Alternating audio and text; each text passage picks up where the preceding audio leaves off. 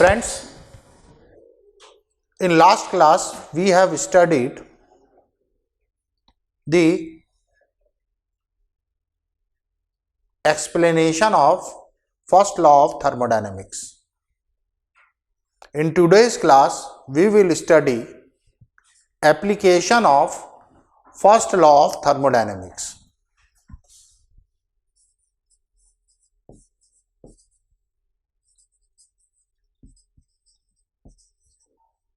Applications of first law of thermodynamics.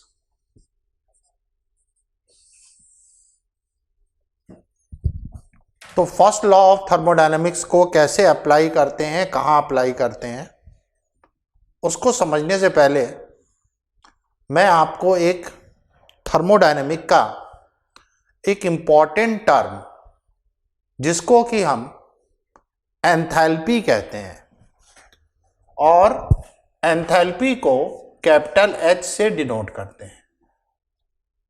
It's enthalpy.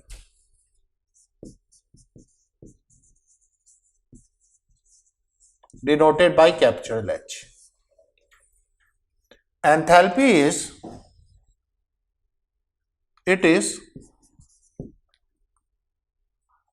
extensive property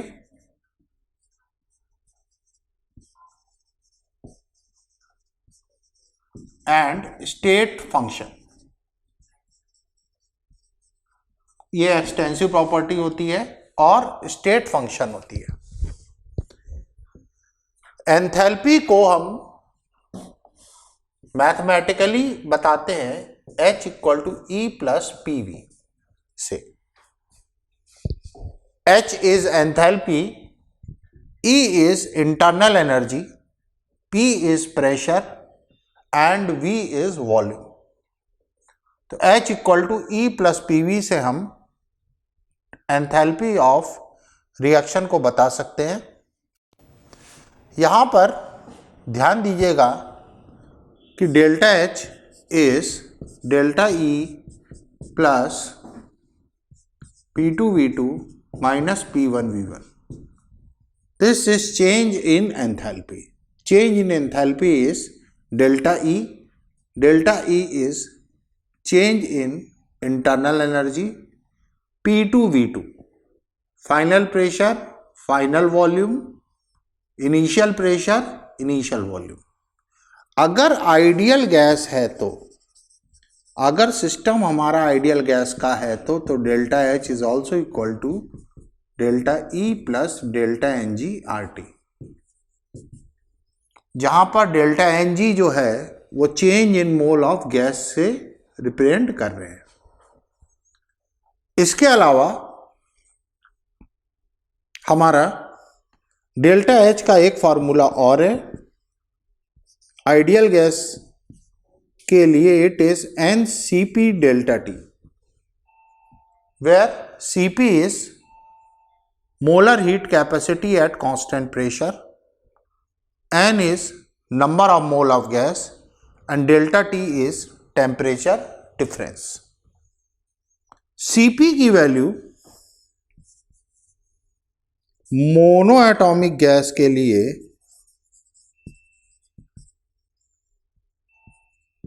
3/2R होती है. Die atomic gas के लिए, जिसको हमने लीनियर मॉलिक्यूल भी कहा था, नहीं, Cp is Cv plus R. तो मोनो एटॉमिक के लिए Cv की वैल्यू 3/2R होती है. तो Cp हो जाएगा 3/2R plus R, that is 5/2R. Diatomic के लिए it is 7/2R and polyatomic के लिए, जो कि नॉन लीनियर मॉलिक्यूल होते हैं, उसके लिए ये 4R होता है. तो these are the value of specific heat capacity for ideal gas. Now अब हम लोग कुछ तरह की प्रोसेस के बारे में देखते हैं और उनके बारे में वर्कआउट करते हैं कि क्या क्या इम्पोर्टेंट बातें हम लोग कैरी आउट कर सकते हैं। जैसे सबसे पहले प्रोसेस हमारी होती है आइसोथर्मल प्रोसेस। आइसोथर्मल प्रोसेस में फ्रेंड्स टेम्परेचर कांस्टेंट है। आइसोथर्मल प्रोसेस में टेम्परेचर कांस्टेंट है। टेम्परेचर कांस्टेंट है तो delta E change in internal energy जो कि N C V delta T के बराबर होती है, इसकी वैल्यू 0 होगी। डेल्टा ई की वैल्यू 0 होगी। डेल्टा एच भी 0 होगा क्योंकि डेल्टा एच हमारा N C P delta T के बराबर होता है, तो डेल्टा एच भी 0 हो जाएगा। और फर्स्ट लॉ ऑफ थर्मोडायनेमिक्स कहता है delta E equal to Q plus W. Delta E 0 है तो हम लिख सकते हैं Q plus W equal to 0, so Q equal to minus of W. So this is how we can calculate value of Q when isothermal process is there, और W होता है minus integral P external dV। तो इसको integrate करके हम लोग work को calculate कर सकते हैं। माइनस माइनस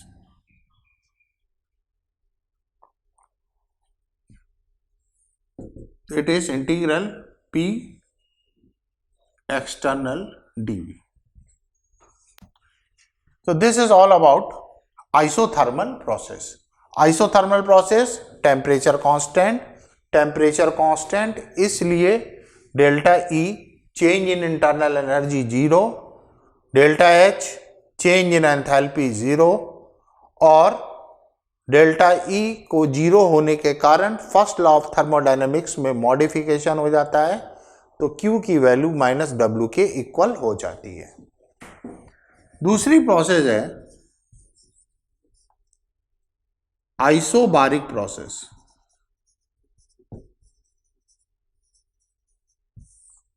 आइसोबारिक में प्रेशर कांस्टेंट है, तो प्रेशर कांस्टेंट है फ्रेंड्स, तो वर्क जो होगा वो होगा minus P external delta V, V2 minus V1। This is work done. Delta E will be N C V delta T, जिसकी एक खास वैल्यू होगी। Delta H is N C P delta T, और सबसे इंपॉर्टेंट चीज जो है वो है क्यू। Q यानी कि heat. Heat will equal to N C P delta T which is also equal to delta H. तो आइसोबारिक प्रोसेस में हमारा जो वर्क होता है that is minus P external delta V, जो कि प्रेशर कांस्टेंट होने के कारण P इस इंटीग्रेशन के बाहर आ जाता है, और वर्क का ये फॉर्मूला हमारे सामने आ जाता है। Delta E change in internal energy is N C V delta T, delta H is change in enthalpy is N C P delta T, और क्यू यानी heat is N C P delta T. ये हमें याद रखना है। Next process जो है fundamental basic process is isochoric process.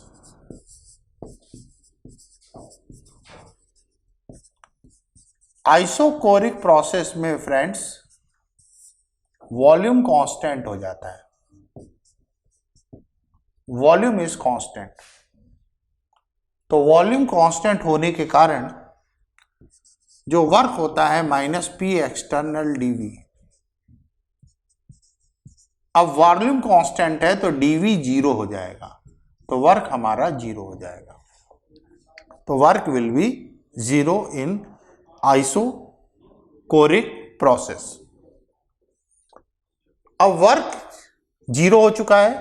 अब फर्स्ट लॉ ऑफ थर्मोडायनेमिक्स लगाते हैं तो Q equal to delta E आ जाएगा, क्योंकि वर्क जीरो हो चुका है।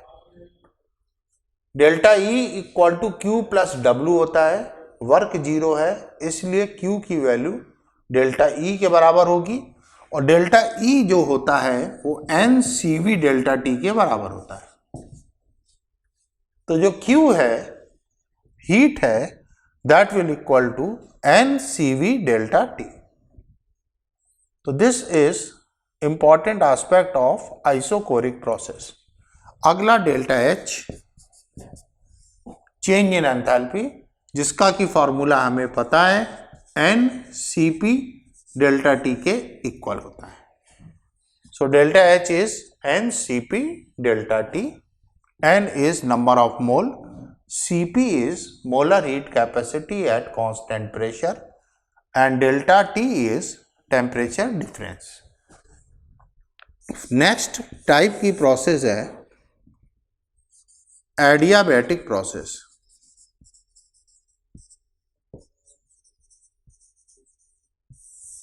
तो फ्रेंड्स, एडियाबैटिक प्रोसेस की खासियत होती है कि इसमें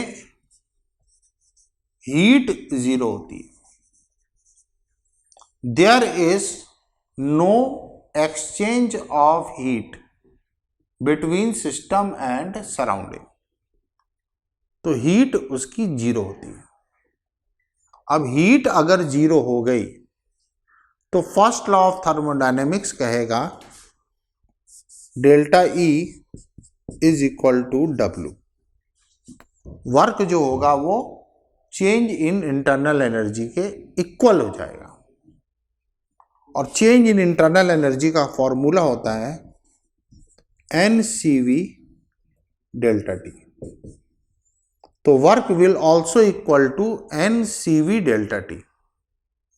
इसको अगर हम दूसरे फॉर्म में लिखना चाहें तो हम ऐसे भी लिख सकते हैं, work is P2V2 minus P1V1 upon gamma minus 1।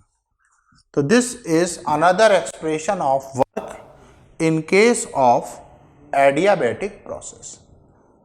तो फ्रेंड्स, हमने ये चार बेसिक तरह की प्रोसेस देखी हैं, बेसिक प्रोसेस देखी हैं, और उनके बारे में ये देखा हमने कि किस तरह से हम डेल्टा H कैलकुलेट कर सकते हैं, W कैलकुलेट कर सकते हैं, डेल्टा E कैलकुलेट कर सकते हैं, और हीट यानी कि Q की वैल्यू कैलकुलेट कर सकते हैं। अब आगे चलते हैं तो एक होती है cyclic process.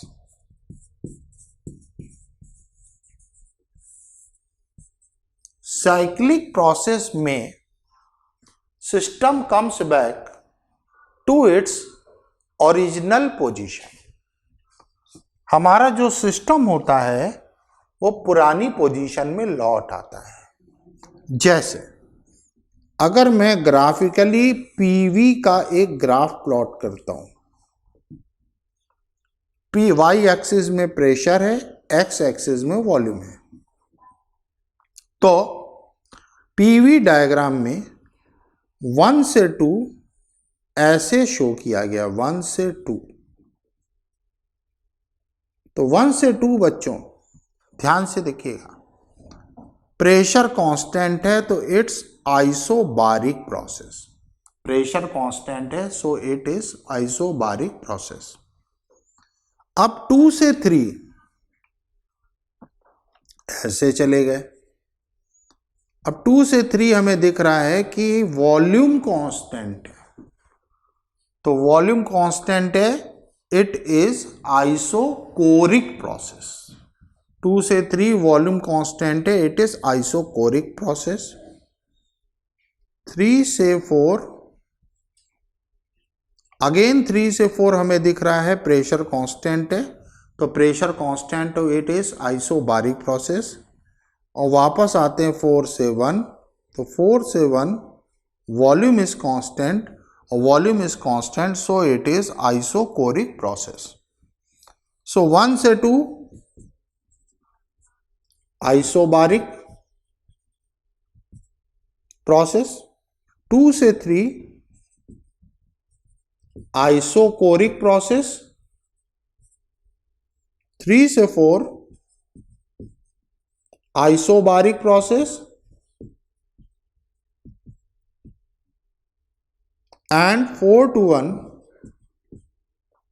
it is isochoric process. तो हम देख रहे हैं सिस्टम हमारा 1 पे वापस आ गया है, it comes back to original position. System comes back to original state या ओरिजिनल पोजीशन। जिस स्टेट से चले थे उसी स्टेट पे वापस आ गए हैं हम सिस्टम के। तो अगर सिस्टम वापस पुरानी स्टेट पर आ जाता है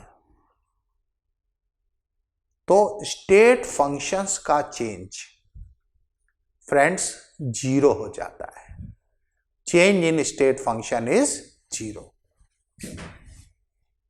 change in state function is 0। मतलब स्टेट फंक्शन हमारे जितने भी हैं, जैसे इंटरनल एनर्जी स्टेट फंक्शन होती है, तो इस पूरी प्रोसेस के दौरान मतलब डेल्टा ई कहां से कहां तक, 1 से 2 से 3 से 4 से 1 वापस, 1 से 2 से 3 से 4 से 1 वापस। तो delta E change in internal energy will be 0। Similarly delta H change in enthalpy 1 से 2 से 3 से 4 से 1, it's again 0। Delta G change 0। Entropy का change delta S will be 0। तो हमारे जितने भी स्टेट फंक्शंस हैं सब के सब में चेंज जो होगा वो 0 हो जाएगा, लेकिन पाथ फंक्शन नहीं बदलेगा। तो हमारा फर्स्ट लॉ होता है delta E equal to Q plus W. This is first law of thermodynamics. First law of thermodynamics, delta E equal to Q plus W. तो डेल्टा ई की वैल्यू 0 है, तो 0 equal to Q plus W, so Q equal to minus W. तो Q की value जो होगी वो minus W के बराबर होगी। अब बात करते हैं कि हम वर्क कैसे निकालेंगे। तो फ्रेंड्स, वर्क को निकालने का जो तरीका होगा वो बहुत ही आसान तरीका होगा। हमारे पास एक ग्राफ है P वर्सेस V का। तो इस ग्राफ में जो ये लूप बन रहा है, इसके अंदर जो एरिया होगा, area under the loop is work. Work is area under the loop, जिसको मैंने शेड भी कर दिया है, shaded. Shaded area is work. Area under the loop या शेडेड एरिया इज वर्क। अगली चीज, हमारा जो वर्क है वो पॉजिटिव होगा कि निगेटिव होगा।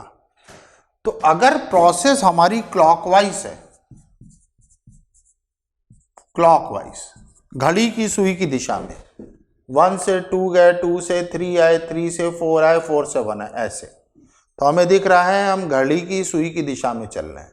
तो अगर प्रोसेस क्लॉकवाइज होगी तो वर्क हमारा निगेटिव होगा, वर्क होगा निगेटिव। अगर प्रोसेस एंटी क्लॉकवाइज होगी, एंटी क्लॉकवाइज, तो वर्क विल बी पॉजिटिव। जो हमने अभी बना रखा है, जो अभी हमने प्रेजेंट टाइम में बना रखा है, इसमें ये क्लॉकवाइज है, तो क्लॉकवाइज होने के कारण वर्क निगेटिव होगा। अगर ये इस तरह से प्रोसेस होती कि 1 से 2 जाते, 2 से 3, 3 से 4, इस डायरेक्शन में जाते था, उस एरिया का पॉजिटिव वर्क हो जाता।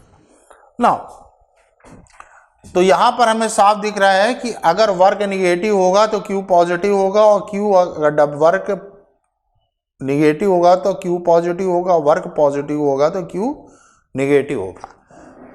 अब हम लोग किसी तरह की भी ज्योमेट्री दी जा सकती है, पीवी ऐसा दे दिया गया 1 2 3, देखिए 1 से 2, 2 से 3, 3 से वापस 1 से 2, 2 से 3, 3 से वापस 1। अब देखिए कौन से डायरेक्शन में चल रहे हैं हम चल रहे हैं एंटी क्लॉकवाइज। तो एंटी क्लॉकवाइज चल रहे हैं तो work will be negative, sorry positive. हम एंटी क्लॉकवाइज चल रहे हैं तो वर्क विल बी पॉजिटिव, और ये जो ट्राइंगल का एरिया होगा यही वर्क के बराबर होगा। Area of the triangle will equal to work. तो ये हमने कुछ सिस्टम के बारे में देखा जो कि गैसियस था। अब हम लोग आगे चलते हैं। नाउ फ्रेंड्स, अब हम लोग थोड़ा गैसियस स्टेट से हट करके बात करते हैं। हमारी प्रोसेस जो है वो सॉलिड या लिक्विड में चल रही है। हमारा सिस्टम सॉलिड या लिक्विड है। तो इफ सिस्टम इज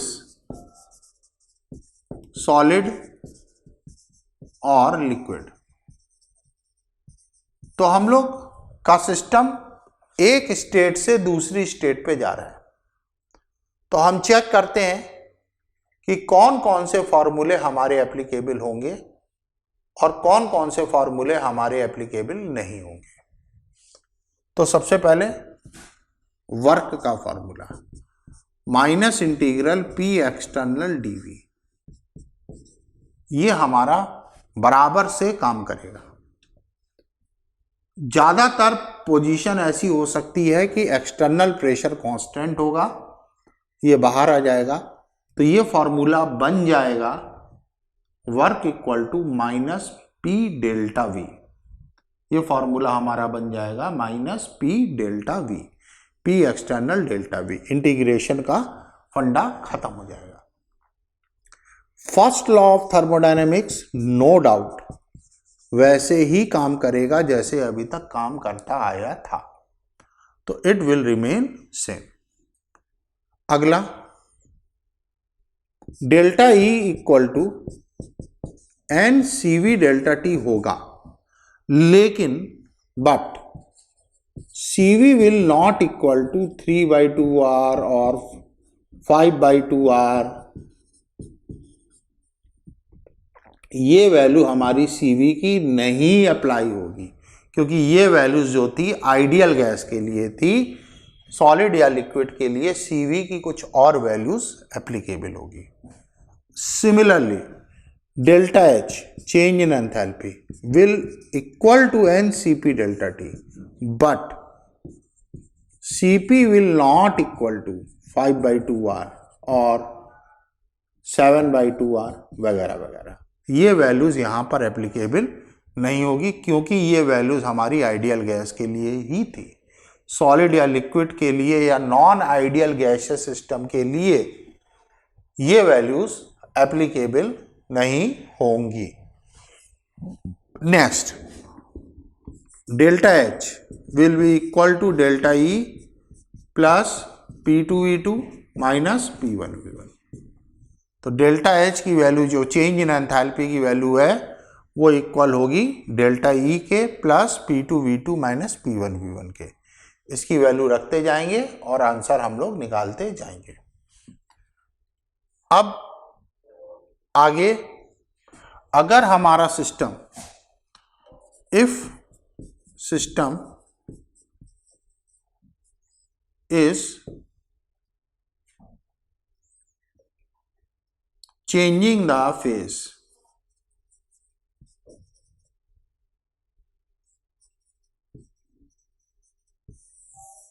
अगर हमारा सिस्टम फेज को बदल रहा है, मतलब सॉलिड से लिक्विड हो रहा है, सॉलिड से लिक्विड हो रहा है, लिक्विड से गैस हो रहा है, ऐसे कुछ चेंजेस हमारे सिस्टम में अगर चल रहे हैं, वो अपने फेज को बदल रहा है, तो फिर हमारे क्या क्या इंपॉर्टेंट पैरामीटर्स होंगे, किन किन चीजों पे हमें ध्यान रखना है, उसको समझिए। पहली चीज कि जब जब फेज चेंज होता है सॉलिड से लिक्विड, इसको हम मेल्टिंग भी कहते हैं या फ्यूजन भी कहते हैं। सॉलिड से लिक्विड मेल्ट करना या फ्यूज करना, और लिक्विड से जब सॉलिड बनता है तो इसे फ्रीजिंग कहते हैं। जब लिक्विड से गैस बनता है तो इसे इवेपोरेशन कहते हैं, और जब गैस से लिक्विड बनता है तो उसे कंडेंसेशन कहते हैं। तो जब जब ये चेंजेस होते हैं तो प्रेशर और टेम्परेचर कांस्टेंट होते हैं। Pressure and temperature are constant, ये बात हमको याद रखनी है। तो टेम्परेचर कांस्टेंट होने के कारण अब हमारे दिमाग में आ जाएगा कि डेल्टा ई 0 होगा क्योंकि आइसोथर्मल है, डेल्टा एच 0 होगा, तो ऐसा नहीं है। डेल्टा एच 0 नहीं होगा, डेल्टा ई 0 नहीं होगा, delta H will be not equal to 0, delta E will not equal to 0। इसके अलावा हमारे जो दूसरे लॉज हैं वो किस तरह से काम करेंगे, कौन कौन से पैरामीटर्स हमारे काम करने वाले हैं, उसको समझिए। सबसे पहले हमारा जो काम करेगा वो वर्क है, minus integral P external dV काम करेगा, और पी एक्सटर्नल अगर कांस्टेंट है तो ये बन जाएगा minus P delta V, work का formula.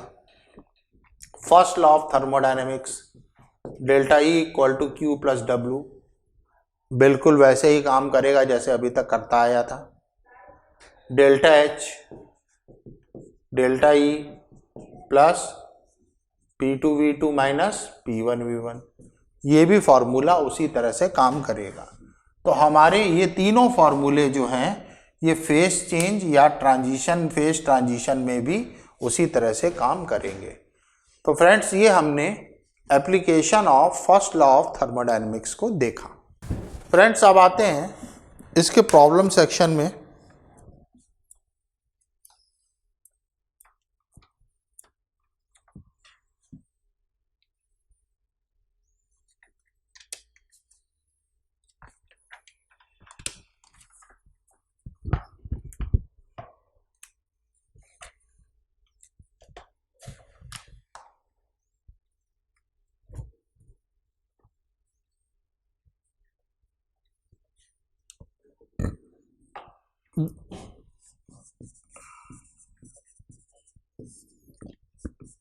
The work done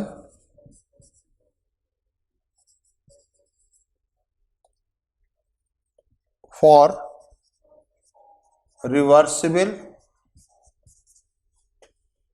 expansion of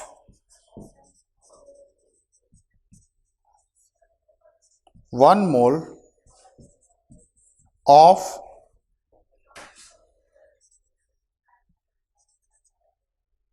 an ideal gas from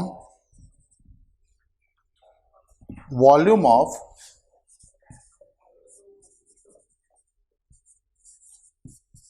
10 liter to 20 liter at 25 degree Celsius will be, हमें वर्क कैलकुलेट करना है। एक रिवर्सिबल एक्सपेंशन हो रहा है, 1 मोल आइडियल गैस है, 10 लीटर वॉल्यूम से 20 लीटर वॉल्यूम पे जा रही है 25 डिग्री सेल्सियस पर।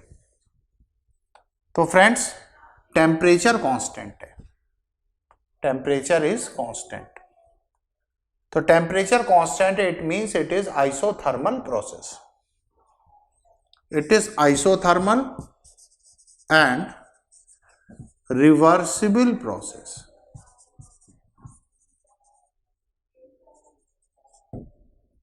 तो आइसोथर्मल रिवर्सिबल प्रोसेस में वर्क का फॉर्मूला हम लोगों ने निकाला था -nRT ln V2 by V1।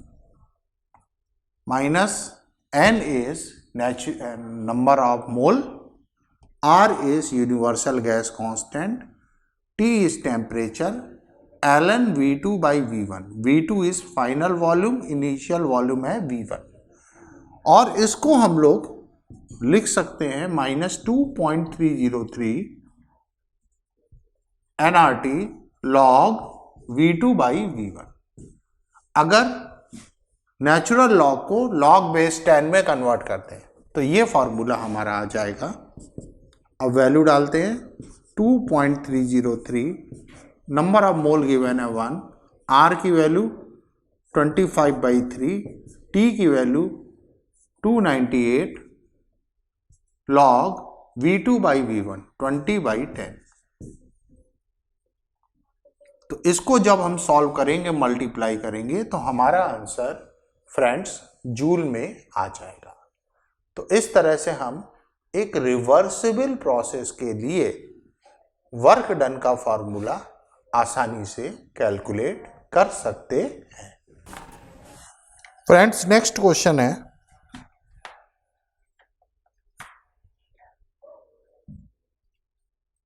find out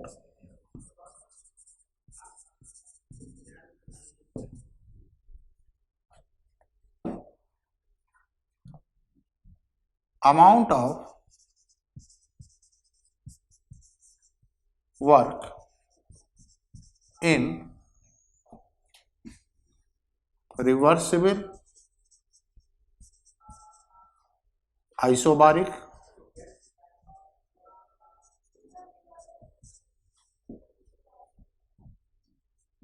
isothermal,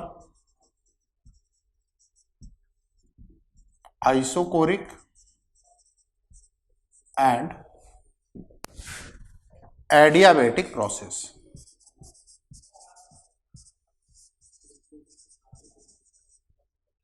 Also compare them। तो हमें ये कुछ प्रोसेस दी गई हैं, isobaric, isothermal, isochoric, adiabatic process, और इनके अंदर किए गए रिवर्सिबल प्रोसेस हैं और इनके अंदर किए गए वर्क को हमें कंपेयर करना है। तो फ्रेंड्स हम एक प्रोसेस लेते हैं, लेट अस कंसीडर PV की power n equal to constant. ये एक प्रोसेस हम अडॉप्ट करते हैं और एक ग्राफ प्लॉट करते हैं प्रेशर और वॉल्यूम के बीच में। अब सबसे पहले हम n की वैल्यू 0 लेते हैं। तो जैसे ही n की वैल्यू हम 0 लेंगे तो v की पावर 0 हो जाएगी, और v की पावर 0 होगी तो ये हो जाएगा 1। तो P इक्वल टू कांस्टेंट हो जाएगा। तो P equal to constant is nothing but a isobaric process when n equal to 0, it is isobaric process। और आइसोबारिक प्रोसेस में जो वर्क होगा उसको कह दिया W1। तो W1 क्या होगा बच्चों? W1 होगा इस लाइन के नीचे का area, area under this line. इस लाइन के नीचे का जो एरिया है उसको हम कहेंगे W1, जो कि हमें दिख रहा है काफी बड़ा रेक्टेंगल का एरिया है। ये बड़े रेक्टेंगल का area will be isobaric process का वर्क W1। उसके बाद आइसोथर्मल प्रोसेस। आइसोथर्मल प्रोसेस के लिए n की वैल्यू 1 डालोगे तो ये हो जाएगा PV equal to constant, P into V की power 1 is constant, that is isothermal process. So isothermal process में जो ग्राफ होगा वो कुछ ऐसा होगा, that is called rectangular hyperbola, जिसको बॉयल्स कर्व भी कहते हैं, ऐसा। This is for isothermal process. अब वर्क कितना होगा इसमें, इस ग्राफ के नीचे का एरिया, इस ग्राफ के इस कर्व के नीचे का एरिया होगा वर्क, जिसको कह दिया W2। तो इस कर्व के नीचे का एरिया इज W2। इसके बाद एडियाबैटिक प्रोसेस। एडियाबैटिक प्रोसेस में क्या होगा, n की वैल्यू गामा के बराबर होगी, जो कि 1 से बड़ा होता है, n equal to gamma, it is adiabatic process. तो अब एडियाबैटिक प्रोसेस जो है उसमें जो वर्क होगा वो इस ग्राफ के नीचे का एरिया होगा, इसको कह दिया W3। फ्रेंड्स, PV की power gamma is constant, PV to the power gamma is constant, that is the formula for reversible adiabatic process. और गामा की वैल्यू जो है वो 1 से ज्यादा होती है। Gamma is Cp upon CV, always greater than 1। तो जैसे जैसे गामा की वैल्यू बढ़ रही है हम नीचे की तरफ आ रहे हैं इस ग्राफ में, जैसे जैसे गामा की वैल्यू बढ़ रही है हम नीचे की तरफ आ रहे हैं इस ग्राफ में। तो अब एडियाबैटिक प्रोसेस में जो वर्क है वो W3 है, जो कि इस ग्राफ के नीचे का एरिया होगा। और आखिरी में हमारा आइसोकोरिक प्रोसेस, जिसमें V कांस्टेंट होता है, तो n की वैल्यू इन्फिनिटी डालेंगे, n इक्वल टू इन्फिनिटी, तो ये आ जाएगा isochoric process. n equal to infinity पे आइसोकोरिक प्रोसेस, तो इस लाइन के इस पॉइंट के नीचे का एरिया जो कि होगा 0। तो दिस इज आइसोकोरिक प्रोसेस, और यहां पर वर्क होगा W4। So friends, now we can compare the amount of work which is the area under the graph। तो सबसे ज्यादा एरिया किसके नीचे है, वो है इस लाइन के नीचे का एरिया, यानी कि W1 इज हाईएस्ट। उसके बाद इस ग्राफ के नीचे का एरिया दैट इज W2। उसके बाद इस ग्राफ के नीचे का एरिया दैट इज W3। फिर इस लाइन के नीचे का एरिया दैट इज W4। तो W1 is greater than W2 is greater than W3 is greater than W4। This is how we can calculate compare the area. अच्छा, अगली चीज, work का अमाउंट लिया है, साइन नहीं लिया है। वर्क का अमाउंट लिया है, साइन नहीं लिया है। साइन तो निगेटिव होगा अगर एक्सपेंशन है, हमने से अमाउंट लिया है, मैग्नीट्यूड लिया है कि सबसे बड़ा मैग्नीट्यूड वर्क का पहली प्रोसेस में होगा, W1 में होगा। तो इस तरह से बच्चों हम लोग इसको सॉल्व कर सकते हैं। फ्रेंड्स, नेक्स्ट क्वेश्चन एक साइक्लिक प्रोसेस का लेते हैं। Calculate work and heat in following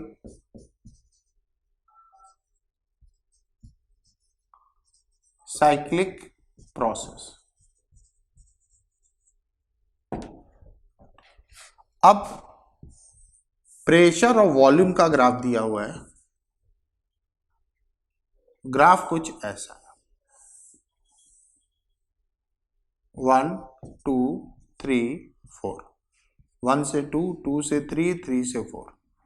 pressure ATM में है और वॉल्यूम लीटर में है। इसके कोऑर्डिनेट है 5 ATM, इसका कोऑर्डिनेट है 2 ATM, इसका कोऑर्डिनेट है 1 ATM, इसका कोऑर्डिनेट है 3 ATM।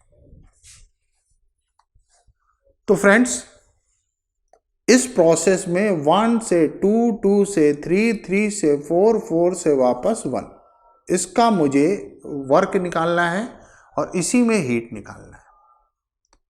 तो अभी हमने सीखा था कि जब प्रोसेस हमारी साइक्लिक होती है तो वर्क जो होता है वो इसके लूप का एरिया के बराबर होता है, एरिया अंडर द लूप। और area under the loop, this loop is nothing but a rectangle. तो इस रेक्टेंगल का एरिया मुझको कैलकुलेट करना है। तो रेक्टेंगल का एरिया क्या होता है? रेक्टेंगल का area is side length into breadth. तो ये साइड कितनी है? 5 और 2 का डिफरेंस 3 ATM। ये साइड कितनी है? 3 और 1 का डिफरेंस दैट इज 2 लीटर। तो वर्क हो जाएगा 2 × 3, यूनिट आएगी ATM लीटर। और चूंकि ये प्रोसेस हमारी क्लॉकवाइज चल रही है इसलिए क्लॉकवाइज के लिए वर्क निगेटिव होगा, negative for clockwise. This is -6 ATM litre since process is clockwise. जिसको जूल में कन्वर्ट करने के लिए 101.3 का मल्टीप्लाई कर सकते हैं, तो ये हो जाएगा 8 607.8 joule. This is amount of work during this cyclic process. अब बात करते हैं कि हीट कितनी होगी। तो मुझको पता है कि we are since coming back at the point number 1, we started from 1 and we came back to 1, and since we are coming back to initial state, therefore change in state function will be 0. तो delta E जो है change in state function internal energy is 0। तो first law of thermodynamics is delta E = Q + W।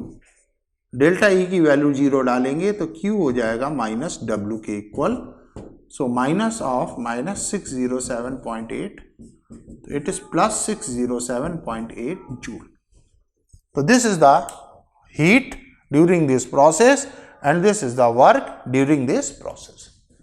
So friends, in today's class we have studied what are the applications of first law of thermodynamics in different aspects. तो इसी तरह के exciting video के लिए आगे भी हम मिलते रहेंगे। Thank you.